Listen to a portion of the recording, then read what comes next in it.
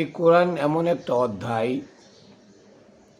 যে অধ্যায়ের ভিতরে সুস্পষ্ট নিদর্শনাবলী আল্লাহ দিয়ে দিলেন, তোমরা কোনটা করবে আর কোনটা করবে না।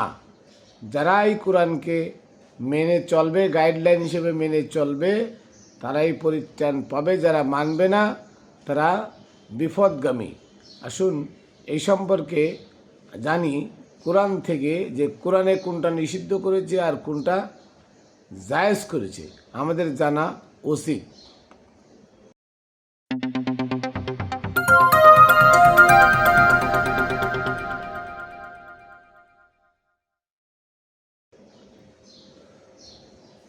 বিসমিল্লাহির রহমানির রহিম। আসসালাতু ওয়াসসালামু আলা সাইয়্যিদিল মুরসালিন ওয়া আলিহি আজমাইন। প্রিয় তরিকার বন্ধুরা, দেশে দূরে যারা যেখানে আছেন, সকলকে জানাই খাতুনে জান্নাত টিভি ইউটিউব চ্যানেল ও ফেসবুক পেজের পক্ষ থেকে আমি মাইনুল কবির শুভেচ্ছা ও অভিনন্দন।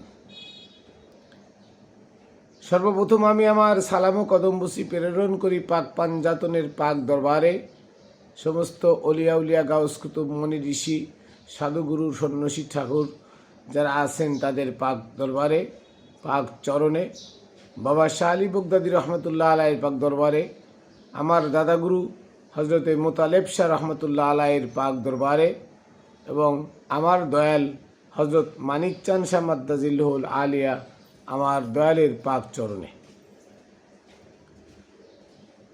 আজকে আমি আলোচনা করব যে এই কোরআন, অনেকে বলে শুধু কোরআন মানলে সে পথভ্রষ্ট হয়ে যাবে, কোরআন মানা যাবে না, কোরআন মানলে সে তো নামাজ রোজা হজ যাকাত কুরবানির কিচ্ছু পাবে না। আসলে তো কথা এটা না। ওরা এই কথা বলে কেন? কারণ হচ্ছে নামাজ রোজা হজ যাকাত কুরবানি প্রচলিত শরিয়াত বানাইলো ওমর, তো এটা তো কোরআনের মধ্যে থাকার কথা না। এটা আজগবি শরীফের মধ্যে থাকবে, এটা কল্পনা শরীফে থাকবে, এটা ইজমা কিয়াস ফিকহ উসুল এই ইমাম মাযহাবের মধ্যে থাকবে, এটা কোরআনের মধ্যে থাকার কথা নয়। কিন্তু এই হারামগুলোরে কোরআনে ঢুকানোর জন্য অনেক চেষ্টা করা হয়েছে, কিন্তু এরা যেখানে ঢুকাইছে সেখানে শুভঙ্করের ফাঁকি। যারা আসলে গুরুর চোখ দিয়ে কোরআন পড়েন তারা অবশ্যই বুঝতে পারবেন, তবে মেধা থাকতে হবে, জ্ঞান থাকতে হবে, ধরার ক্যাপাসিটি আপনার থাকতে হবে। আমি তো আয়াতের দিকে তাকাইলে বুঝি আয়াতের কোনটা অরিজিনাল আর কোনটা ডুপ্লিকেট। কারণ এই জ্ঞান শক্তি বা এই মেধা শক্তি যার আছে সে বুঝবে যে কোরআনের কি করে গেছে। কোরআনটারে পুরো কোরআনটার ভিতরে উল্টা পাল্টা ভেজাল এমনভাবে ঢুকায় গেছে, আয়াতটারে কাইটে উপরে একটু অল্প একটু সুন্দর করে রাখছে আর নিচে একটু রাখছে, মাঝখানে সব ঢুকাই দিছে।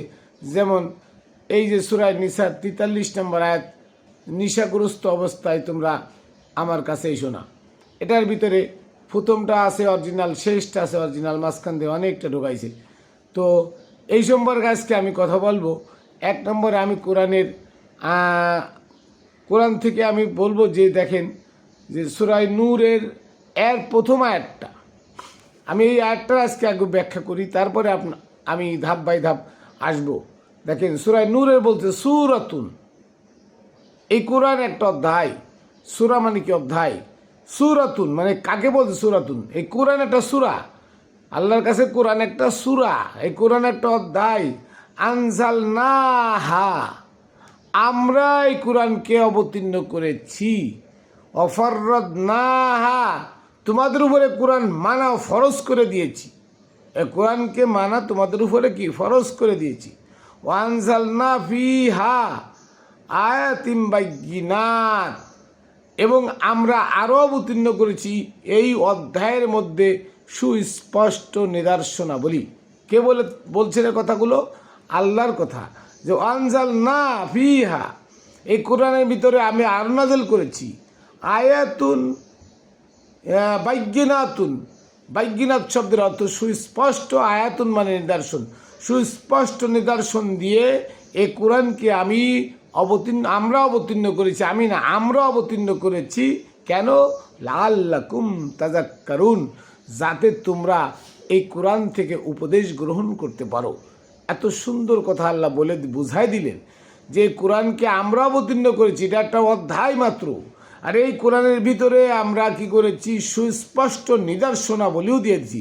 তার মানে এই কোরআনের মধ্যে সুস্পষ্ট গাইডলাইন আল্লাহ দিয়ে দিলেন, তোমরা কোনটা করবে কোনটা করবে না, কোনটা তোমাদের হালাল কোনটা তোমাদের জন্য হারাম, কোনটা বলবে কোনটা বলবে না, এই সুস্পষ্ট নিদর্শনাবলীগুলো কোরআনের মধ্যে দিয়ে দেওয়া হয়েছে। এই জন্য লাআল্লাকুম তাযাক্কারুন, যাতে করে তোমরা উপদেশ গ্রহণ করতে পারো।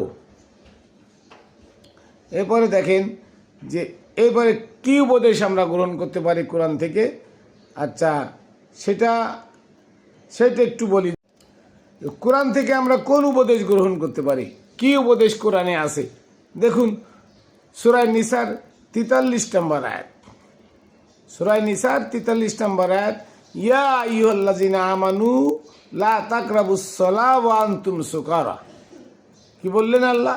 ইয়া আইয়ুহাল্লাযিনা আমানু, সাধারণ মানুষকে বলে নাই, ইয়া আইয়ুহান নাস বলে নাই। নাস বললে সকল মানুষ হতো, কিন্তু নাস না বলে আল্লাহ বলছে ইয়া আইয়ুহাল্লাযিনা আমানু, হে ওলির ভক্তরা, হে রসুলের উম্মতগণ, রসুলের ভক্তরা, মুর্শিদের ভক্তরা, পীরের ভক্তরা। আমানু পীরের ভক্তদেরকে বলা হয়েছে, এখানে সাধারণ মানুষদেরকে বলা হয় নাই। হে পীরের ভক্তরা, পীরের ভক্তদেরকে আল্লাহ কেন বলছেন? কারণ তারা বিশ্বাস স্থাপন করেছে। আল্লাহ বলেছেন যে আমাকে পেয়ে গেছে, যে আমাকে পেয়ে গেছে, তোমরা তার দেখানো পথে চলো। তার মানে আমরা যারা তরিকাপন্থী, আমরা আমাদের গুরুকে পেয়ে গেছি, গুরুকে বিশ্বাস করি, তাই আমরা আমানু। যারা গুরু নাই, যার গুরু নাই, যে গুরু বিশ্বাস করে না, যে গুরু মানে না, সে কখনো আমানু হতে পারে না। তাদের হলো নাস, তাদেরকে বলে নাই, বলছে আমাদেরকে বলছেন আল্লাহ, ইয়া আইয়ুহাল্লাযিনা আমানু, হে আমানুগণ, হে পীরের উম্মতেরা, পীরের ভক্তরা, পীরের মুরিদেরা। কি বলছে? লা তাকরাবুস সালাহ ওয়া আনতুম সুকারা, তোমরা নিশাগ্রস্ত অবস্থায় সালাতের কাছে যেও না। তোমাদের মদের নামাজ, 5 ওয়াক্ত নামাজের কথা বলে নাই, নামাজকে সালাত বলা হয় না, নামাজকে বলা হয় ওমরের ফাঁকি, নামাজকে বলা হয় ওমরের শরিয়াত, নামাজকে বলা হয় ওমরের জান্নাতের হাতিয়ার। ঠিক আছে? তো এখানে আল্লাহ বলছে লা তাকরাবুস সালাতা ওয়া আনতুম সুকারা, তোমরা নিশাগ্রস্ত অবস্থায় সালাতের কাছে যেও না। সালাত কাকে বলে? সূরা আলার 14-15 নম্বর আয়াতে কদ আফলাহা মান তাযাক্কা, যারা আত্মশুদ্ধি লাভ করবে তারা মুক্তি পাবে। তারপরে কি? ওয়াযাকারা ইসমা রাব্বিহি ফাসাল্লা, আর যে ব্যক্তি তার গুরুর নাম, তার পীরের নাম, তার অলির নাম, তার মুর্শিদের নাম, তার রাসূলের নাম জপবে, ওই ব্যক্তি মুসাল্লি, ওই ব্যক্তির নামাজ হলো। কার কথা? আমার কথা না, কোরআনের কথা। এটা কি কোরআনের উপদেশ নয়? কোরআন উপদেশ দিতেছে কদ আফলাহা মান তাযাক্কা ওয়া যাকারা ইসমা রাব্বিহি ফাসাল্লা, যে ব্যক্তি আত্মশুদ্ধি লাভ করলো ওই ব্যক্তি মুক্তি পাবে। 15 নম্বর আয়াতে বলতেছে ওয়া যাকারা ইসমা রাব্বিহি ফাসাল্লা, যে তার গুরুর নাম, যে তার পীরের নাম, যে তার অলির নাম, যে তার মুর্শিদের নাম জপবে, জিকির করবে, শুধু মুর্শিদের নাম জিকির করবে, ওই ব্যক্তি মুসাল্লি হবে। তো এই মুসাল্লি যদি মুর্শিদের নাম জিকির করাতে হয়, তো লা তাকরাবুস সালাত, সালাত শব্দের অর্থ কি?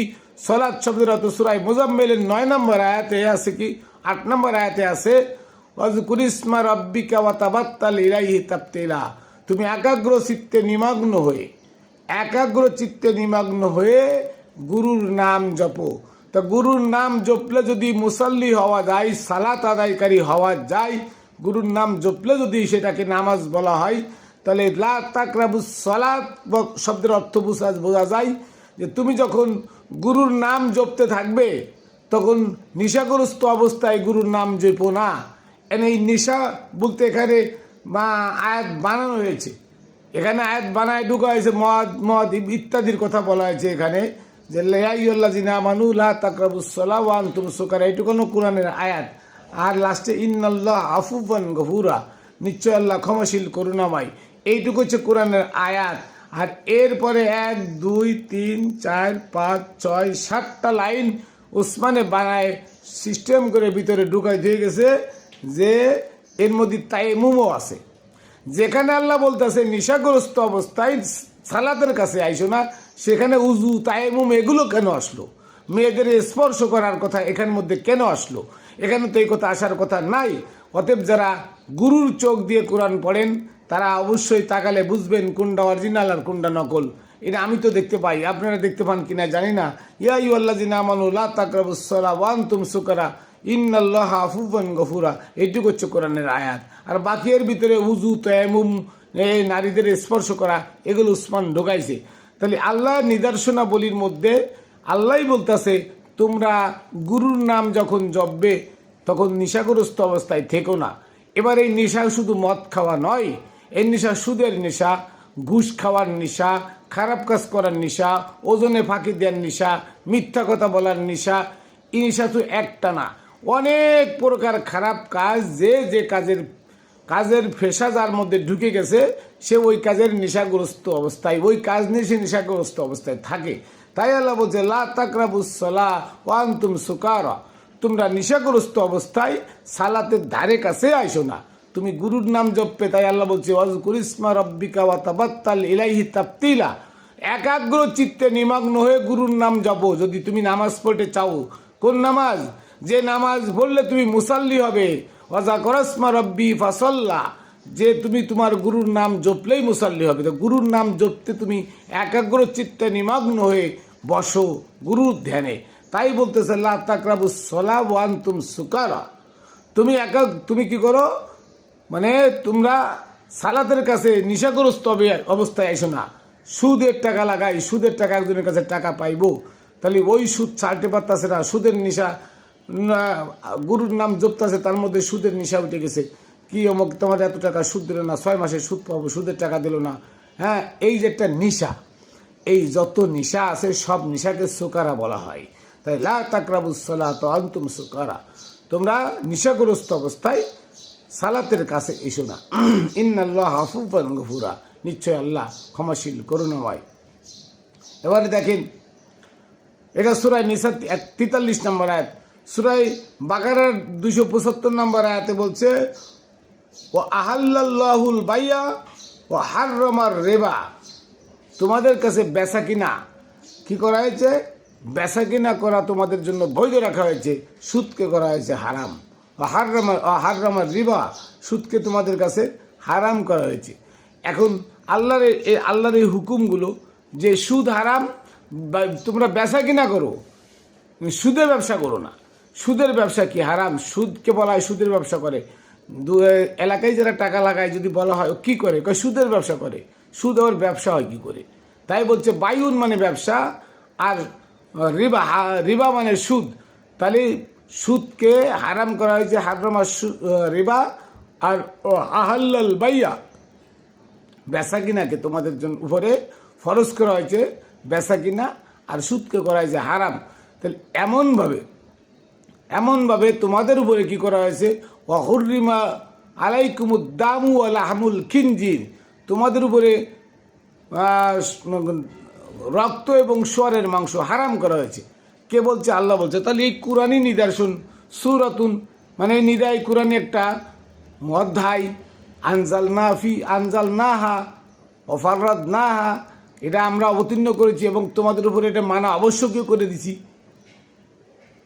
আর এর ভিতরে কিছু সুস্পষ্ট নিদর্শনাবলী অবতীর্ণ করে দিয়েছি, যেটা তোমরা মানবে, যেটা তোমরা গ্রহণ করলে, যেটা তোমরা উপদেশ হিসেবে গ্রহণ করবে।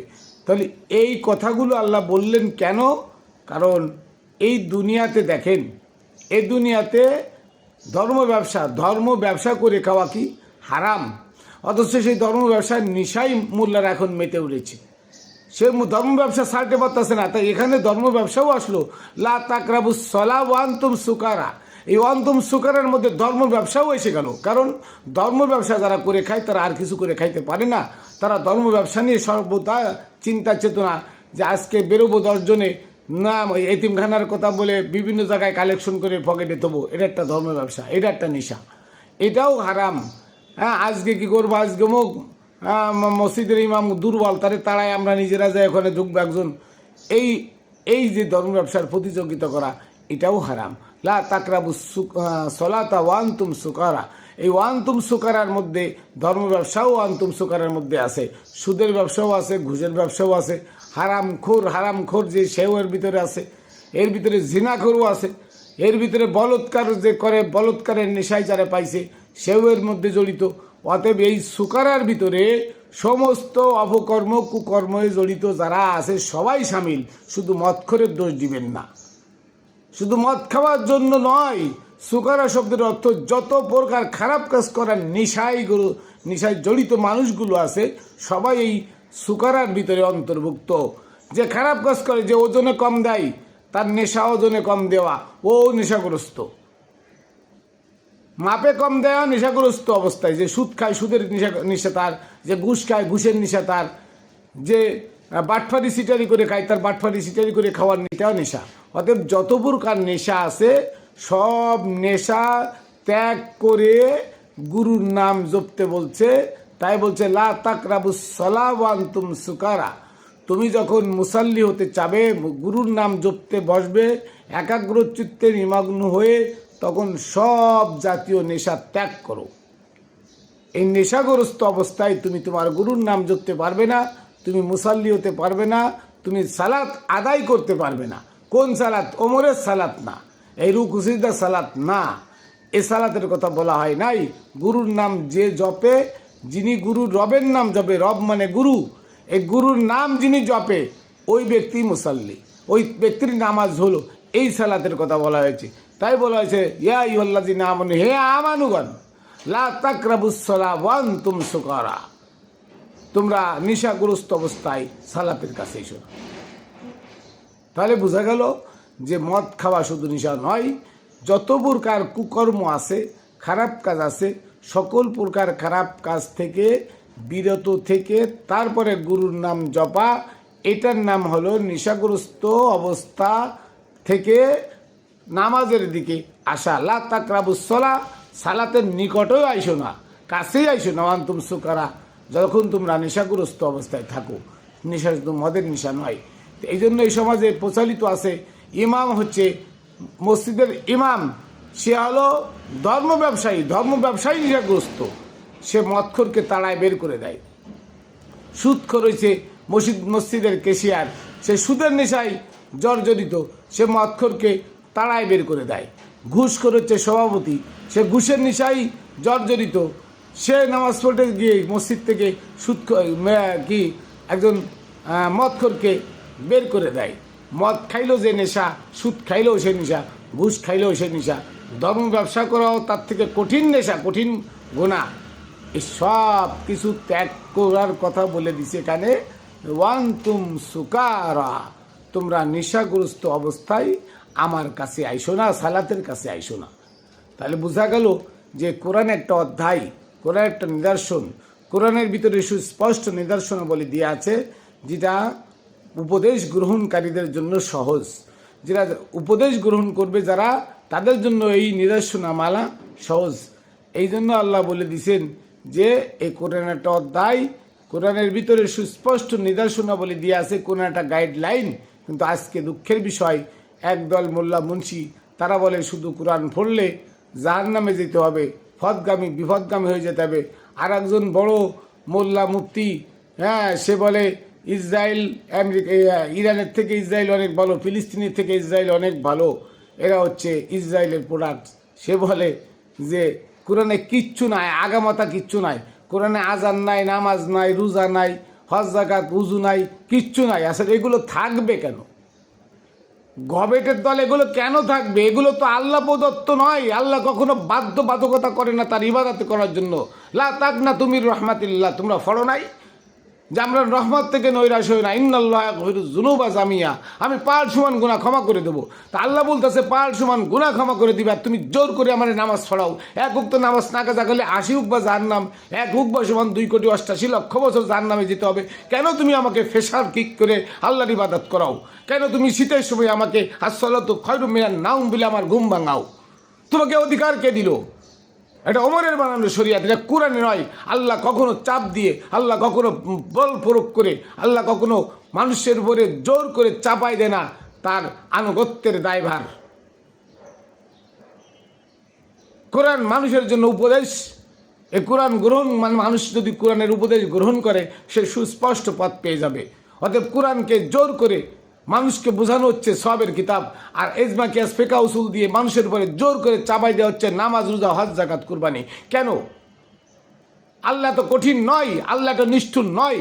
আল্লাহ বলেছে আমি দয়ালু, মেহেরবান। তাহলে সেই মেহেরবান দয়ালুকে আমরা কেন কঠিন কঠিন থেকে কঠিনতর বুঝাচ্ছি? আজকে অন্য অন্য ধর্মের লোকেরা বলে মুসলমানদের ধর্মের আল্লাহ সে কি অনেক কঠিন, সে মানুষকে জোর করে নামাজ পড়ায়, সে মানুষকে শীতের দিনে জোর করে উজু করায়। একজন বৃদ্ধ মানুষ শীতের সময় তুমি তাদের নামাজের জান্নাতের লোভ দেখাইছো, হুর গেলমানের লোভ দেখাইছো, নামাজ না পড়লে জাহান্নামে যেতে হবে এ কথা বলে তাকে কি করেছো? তোমার ধর্ম ব্যবসার জমজমাট করার জন্য তাকে ভুল ভাল বুঝায়ে তাকে বিপদগামী করেছো। ওই বৃদ্ধ মানুষটা উঠতে পারে না, সেই শীতের দিনে কনকনে ঠান্ডার মধ্যে উঠে উজু করে নামাজ পড়ে। এই উজু কোনো কাজে লাগবে না, শুনে রাখুন, এই উজু কোনো কাজে লাগবে না। অন্তর পরিষ্কার যার, সব পরিষ্কার তার। যার অন্তর পরিষ্কার তার উজু লাগে না, যার অন্তর পরিষ্কার না তার হাজারবার উজু করলে সে পবিত্র কখনো পবিত্র হবে না। এটা মোল্লাদের চক্রান্ত। আপনারা খবরদার জোর জবরদস্তি করে কাউকে ইবাদত করাবেন না। আল্লাহ এত নিঠুর নয়, আল্লাহ নির্দয় নয়। আল্লাহ শুধু ইবাদতের জন্য মানুষ বানায় নাই, তাকে চেনা জানার জন্য বানাইছে। হামা খলাকুল জিন্না ওয়াল ইনসা ইল্লা লিয়ারিফুন ছিল, সেই লিয়ারিফুনটা কেটে দিয়ে তারা বানাইছে লিয়াবুদুন। কোরআনের মধ্যে ঢুকাইছে লিয়াবুদুন। লিয়ারিফুন শব্দের অর্থ আল্লাহকে চিনা জানার জন্য, আল্লাহকে চিনার জন্য, আল্লাহ জানার জন্য আল্লাহ মানুষ সৃষ্টি করেছে। আর আজকে বানাইছে লিয়াবুদুন, আল্লাহর ইবাদত করার জন্য। তাই জোর করে শীতের কনকনে ঠান্ডার দিন জোর করে উজু করায় একটা লোকের মসজিদে নিয়ে নামাজ পড়ায়। ওই নামাজ পড়লে মোল্লার লাভ হয়, ওই লোকটার কী লাভ হয়? ওই লোকটার 2 পয়সার কোনো লাভ হয় না এই নামাজ পড়ে। কারণ এই নামাজ মানুষকে জাহান্নামের দিকে নিয়ে যাবে। এই নামাজ কখনো মানুষকে মুক্তি দিতে পারে না। কোরআনের কোথাও নাই নামাজ মানুষকে মুক্তি দিবে। কোরআনে যে সালাতের কথা বলা আছে, ওয়াযাকারাসমা রাব্বি ফাসাল্লা, তুমি তোমার গুরুর নাম জিকির করলে তুমি মুসাল্লি হবে। তা গুরুর নাম জপতে বলছে, এখানে পীরের নাম, গুরু মানে পীর, পীরের নাম জপতে বলছে। পীরের নাম জিকির করলে তোমার নামাজ হবে। আর পীর ছাড়া শুধু ওইখানে ওমরের বানানো দোয়া দুরুদ থোড়ে মসজিদে যায় সিজদা মারলে কোনো লাভ হবে না। আল্লাহ বলে দিছে লাইসাল বিররান তুওয়াল্লু উজুহাকুম কিবালাল মাশরিক ওয়াল মাগরিব, তোমাদের কোনো লাভ হবে না পূর্ব পশ্চিমে কেবলা বানায় সিজদা করলে। কে বলেছে? আল্লাহ বলছে সূরা বাকারার 177 নম্বর আয়াত। তাহলে কোরআন একটা উপদেশ, কোরআন থেকে যদি উপদেশ গ্রহণ না করেন তাহলে আপনি আমি বিপদগামী সহজে হয়ে যাব। তাই আল্লাহ বলছে যে সূরাতুন আনজালনাহা ওয়া ফাররাদনাহা ওয়া আনজালনা ফিহা আয়াতুম বাইয়িনাত লাআল্লাকুম তাযাক্কারুন। এই কোরআন একটা অধ্যায়, এই কোরআনকে আমরা অবতীর্ণ করেছি, এই কোরআনকে তোমাদের উপরে ফরজ করে দিয়েছি। ফাররাজনাহা, আমরা তোমাদের উপরে ফরজ করে দিয়েছি কোরআনকে। ওয়ানজালনা ফিহা, এবং এই কোরআনের মধ্যে আরও অবতীর্ণ করেছি আয়াতুম বাইয়িনাত, সুস্পষ্ট নিদর্শনাবলী। এই কোরআন একটা গাইডলাইন, আল্লাহ বলে দিতেছে কোরআন একটা গাইডলাইন। কোরআনের মধ্যে তোমাদেরকে সুস্পষ্ট নিদর্শনাবলী দিয়েছি লাআল্লাকুম তাযাক্কারুন, যাতে তোমরা উপদেশ গ্রহণ করো কোরআন থেকে। কি থেকে? কোরআন থেকে। এজমা কিয়াস ফিকহ উসুল জাল হাদিসের কথা কেন আসে নাই? তাহলে আসুন আমরা আজকে সুপথ প্রাপ্তির জন্য কোরআনকে গাইডলাইন হিসেবে ধরি। এই কোরআন একটা গ্রন্থ, একটা সূরা, একটা অধ্যায়। এই অধ্যায়ের মধ্যে এই নামাজে পড়ার সুদ দিয়ে পড়ে নামাজ পড়ার জন্য কোরআন নয়। কোরআনটা হচ্ছে আপনার ভিতরে সেট করে কোরআনের হুকুম আহকামগুলো মেনে চলার নাম হচ্ছে ইবাদত। যাই হোক, তাহলে আমি বুঝাইতে সক্ষম হইলাম যে কোরআন একটা অধ্যায়, আর এই অধ্যায়টা এর একটা গাইডলাইন। এই গাইডলাইনটা মেনে চলার হুকুম আল্লাহ দিলেন। আর আসুন আমরা সকলে মিলে মত পথ সব কিছু ভুলে গিয়ে কোরআনকে আঁকড়ে ধরি। এজমা কিয়াস ফিকহ উসুল জাল হাদিস কল্পনা শরীফ এগুলো লাথি মেরে বঙ্গোপসাগরে ফেলে দিই। এগুলোই আজকে সমাজে দলে দলে বিভক্ত করছে, বিভিন্ন মতবাদ সৃষ্টি করছে। মানুষের রচিত এই মতবাদের গ্রন্থগুলো, এই গ্রন্থগুলো আমরা ফেলে দিয়ে এক আল্লাহর যে গ্রন্থ আছে সেই গ্রন্থগুলো ধরি। এবং এর ভিতর থেকেও উসমানের ঢুকানো 260টা আয়াত এর মধ্যে ঢুকানো আছে। এই 260টা আয়াতকে বের করে বাছাই করে বের করে ফেলে কোরআনটাকে পরিশুদ্ধ করে যতটুক আছে অতটুক যদি মেনে চলি তাও আমরা পরিত্রাণ পাবো। এই কথা বলে আমি আমার কথা এখানে শেষ করছি। আবারও দেখা হবো অন্য ভিডিওতে। আমি আমার শেষ সালাম ও কদম বুঝি পাক পাঞ্জাতনের পাক দরবারে, সমস্ত অলিয়াউলিয়া গাউস কুতুবের পাক দরবারে, এবং আমার গুরু হযরতে মানিক চাঁদ শাহ মাদ্দাজিল্লুল আলিয়া আমার দয়ালের পাকচরণে রেখে এখানে শেষ করছি। জয় গুরু। আবার দেখা হবে অন্য ভিডিওতে।